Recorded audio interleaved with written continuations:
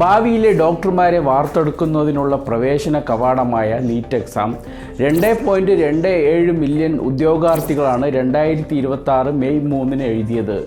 എത്രയോ കാലമായി ഇതിനുവേണ്ടി രാത്രിയും പകലുമില്ലാതെ തയ്യാറെടുത്ത ഉദ്യോഗാർത്ഥികളെ നിരാശയിലാക്കി നീറ്റ് എക്സാമിൻ്റെ ചോദ്യപേപ്പർ ചോർന്നതായി കണ്ടെത്തുന്നു. ഇത് രാജ്യത്തുടനീളം പ്രതിഷേധങ്ങൾക്കും രാഷ്ട്രീയ വിമർശനങ്ങൾക്കും വഴിവെക്കുന്നു. സുപ്രീം കോടതിയിൽ ഹർജി സമർപ്പിക്കപ്പെടുന്നു.